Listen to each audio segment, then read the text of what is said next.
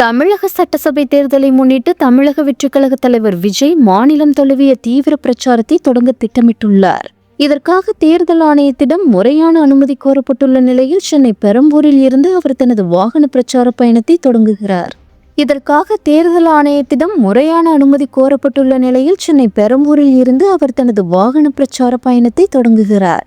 மேலும் முதற்கட்டமாக காலை 10 மணி முதல் மாலை 4 மணி வரையில் பெரம்பூர், கொளத்தூர், வில்லிவாக்கம், அண்ணாநகர் மற்றும் விருகம்பாக்கம் ஆகிய 5 சட்டமன்ற தொகுதிகளில் ஒரே நாளில் சூறாவளி பிரச்சாரம் மேற்கொள்ள அவர் திட்டமிட்டுள்ளது அரசியல் வட்டாரத்தில் பெரும் எதிர்பார்ப்பை ஏற்படுத்தியுள்ளது.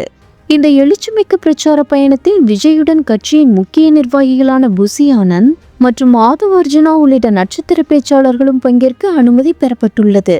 இதனால் ஒவ்வொரு தொகுதிகளிலும் சுமார் 3000த்திற்கும் மேற்பட்ட தொண்டர்கள் மற்றும் பொதுமக்கள் பங்கேற்பார்கள் என எதிர்பார்க்கப்படுவதால் பெரம்பூர் உள்ளிட்ட பகுதிகளில் இதற்கான விரிவான பாதுகாப்பு ஏற்பாடுகள் மற்றும் பிரம்மாண்டமான முன்னேற்பாடுகள் தற்போதைய முடுக்கிவிடப்பட்டுள்ளன.